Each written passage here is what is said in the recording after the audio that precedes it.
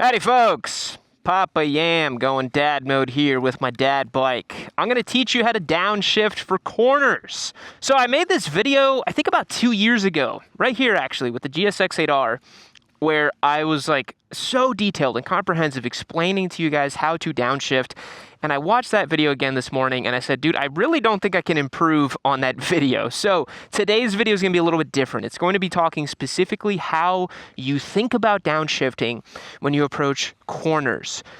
We talked last week about how to corner in general. I left downshifting a little bit out of the equation because I really think it's more important to think about speed and lane positioning and your margin for error and your inputs before you think about the perfect gear to be in or how to downshift or whatever when you're entering the turn. But here's the thing. Downshifting for corners is extremely important. You got to know how to do it. And if you do it wrong, you can have a lot of weird things happen. We're going to talk all about that today.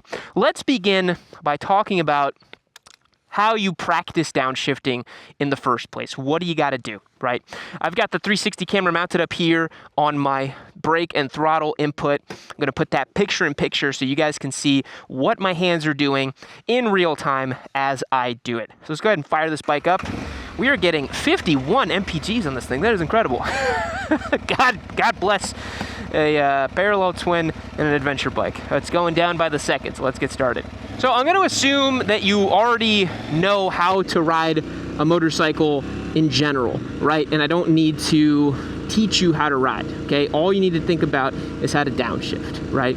So before you even think about downshifting into corners, you know, banging down gears and ripping around the edge of the corner, you got to learn how to do it first. And I highly recommend you go and practice like this. There's 2 ways I'm going to show you how to practice, okay? The first is going up into second gear, which we'll do there, clutch in, second gear, and then up into third gear. I like doing 3 to 2 for the downshift practice because that way you're not slipping between second and first where there's neutral and it can kind of, you know, mess people up a little bit. So I'll go over here. Still got plenty of torque. We're in third gear. And what you want to do to just practice is you pull in the clutch, grab the gear down, and while you're pulling in the clutch, you simply blip the throttle, right? You're going to do that going forward. So just like that. I'm in second gear now, and then third gear, and then second gear, third gear, and that's it. You just keep practicing that going straight, not adding any braking inputs, not adding any lean angle, just getting used to how it feels to just pull in that clutch, grab the gear down, and just do the whole downshifting thing. So just keep practicing it, right? Go back up here into third gear. We'll go second gear. Then, okay, back into third gear, second gear. You're like, okay. Now what I want you to do is click up into fifth gear and try several downshifts in a row. So you'd go fifth, fourth, third, second, first gear, right? Just get used to how that feels to go down several gears in sequence, right? In sequence. So we're back into first gear, go second gear, third gear, fourth gear, fifth gear, and we're like, okay, we're gonna cruise. I'm in the parking lot, and I'm gonna go fourth, third, second, first. I'm like, okay, I think I got that figured out, right? You're like, okay, I know how to grab gears down. Easy, got it. So the next thing I want you to practice before you start doing it into corners is being able to brake or have at least your finger covering the front brake while you do it. This is extremely important because I don't want to see you guys going into turns like this, right? I don't want to see you tipping it in, going fast like this, because you want to start being able to independently manipulate your front brakes of your throttle input, right? And this is where it can trip people up and get a little complicated, but watch my hand over here and watch my grip, right? So here's what we're going to do. We have our front finger covering the front brake, right? And we're gonna grab up a gear. And we're still rolling off the throttle, rolling back on the throttle, and we're using these 3 fingers right here. So we just have perfect contact over the throttle, just using those 3 fingers, right? Practice riding like that. At first, it's gonna make your hand hurt a little bit, but you will build up the muscle and be able to practice it, right? And this is all super important because we're gonna be able to brake into the turn and then downshift, right? So now we're gonna do the same thing we did earlier. right? It's third gear, it's fourth gear, it's fifth gear, and now we're gonna go fourth, third, second, first. All while floating the two front fingers over the brake lever, letting them travel over the, letting them just kind of roll over the brake lever, right? Using the tips of our finger because we have the most precise control over the brake when we do that. And that's what I want you to practice. Keep practicing that over and over and over again in a straight line, not adding any lean angle. Now, we're gonna put it all together. We're gonna put brake pressure on and grab downshifts at the same time, right? So let's go up here, second, third, fourth, fifth gear. And now, cruising on this parking lot, back road, whatever, I'm gonna add some brake pressure, and then while I'm adding the brake pressure, I'm gonna grab those gears, right?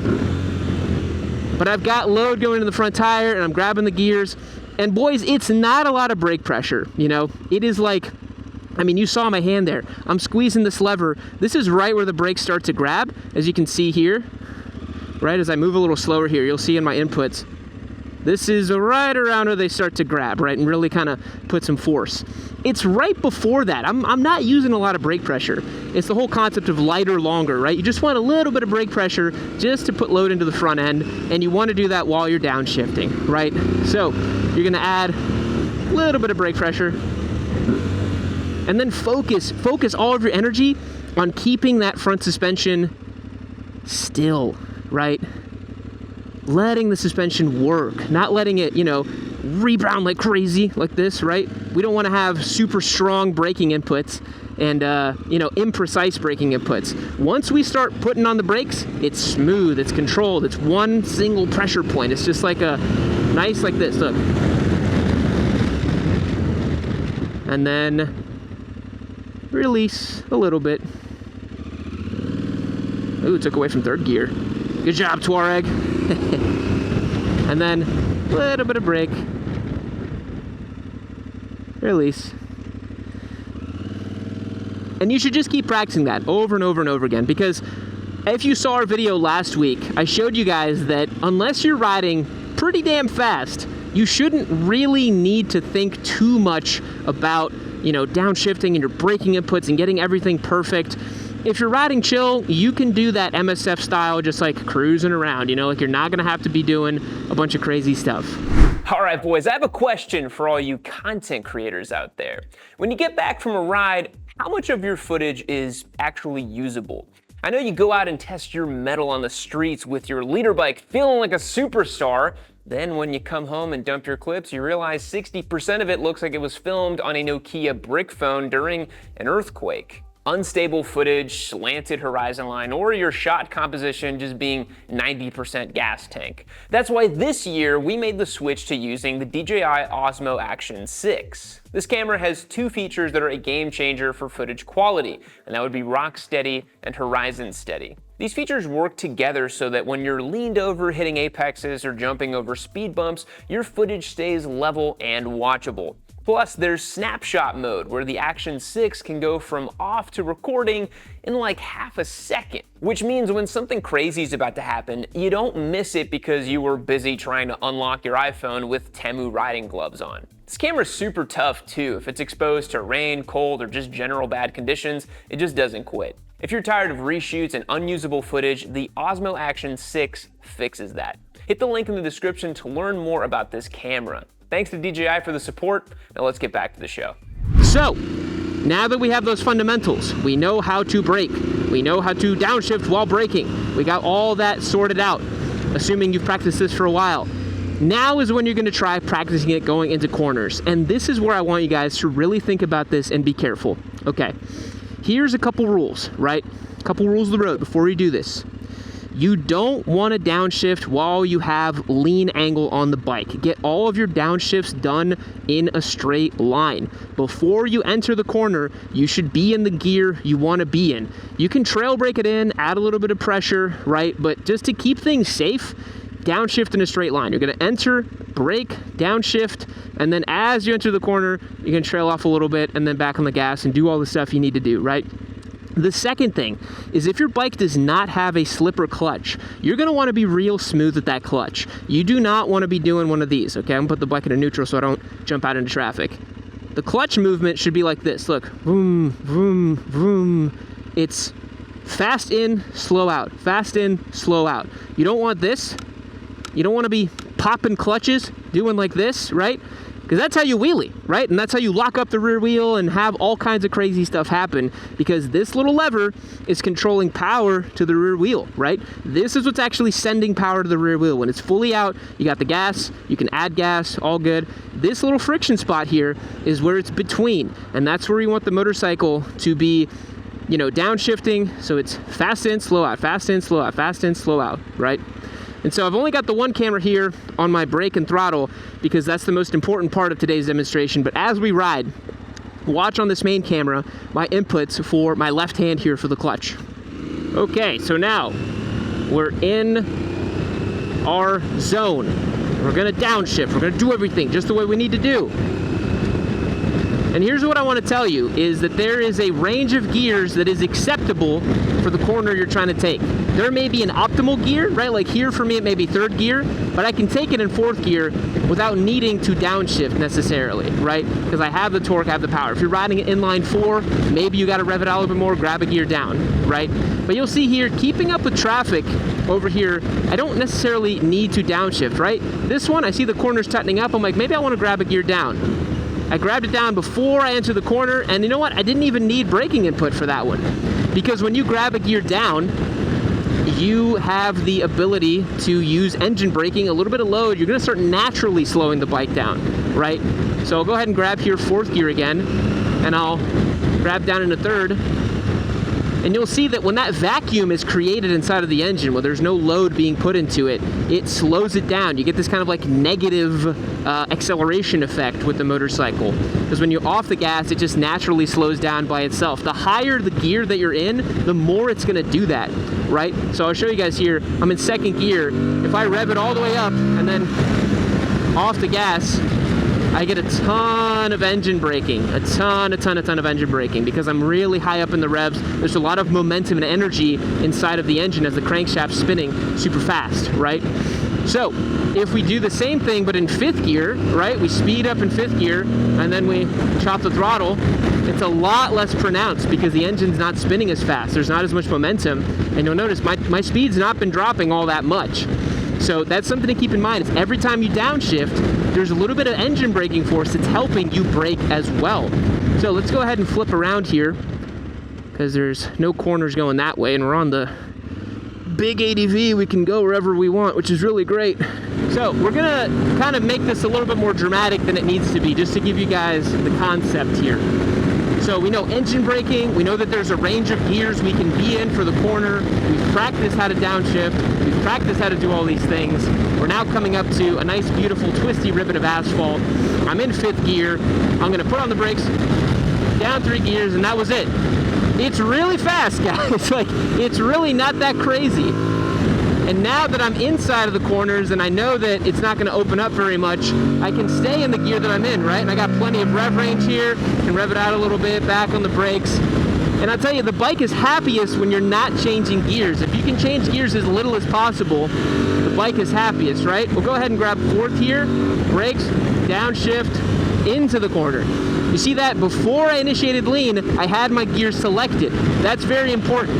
You really don't want to be grabbing gears while you have lean angle on the bike. That makes the bike really upset. As smooth as you want to be with the clutch and everything, it is possible at a very high level, right, to be grabbing gears down while you have a ton of lean angle on the motorcycle. You'll see racers do that sort of thing.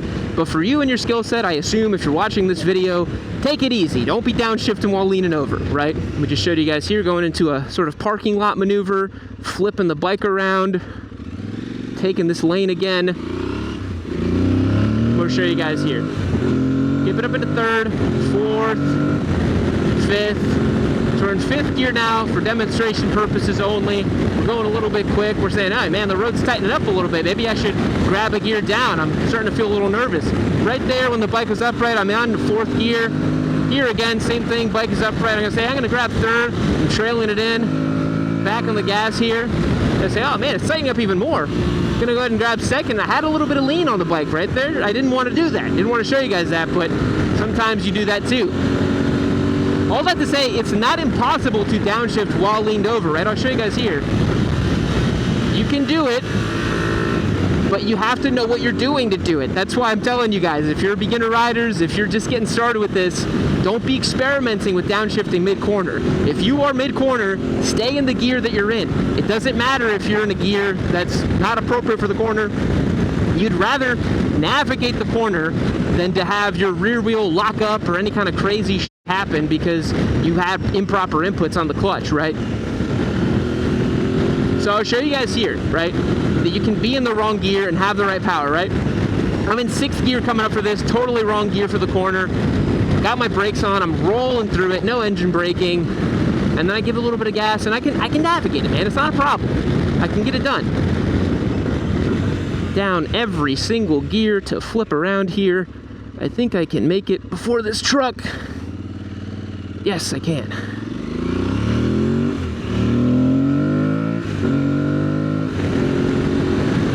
And then again, when you're cornering, right, it's neutral throttle or on the brakes. Don't add gas while you're entering or adding lean angle. That's a really bad idea. So all these skills come into play. You know, last week we talked how to corner, we talked how to do all these things.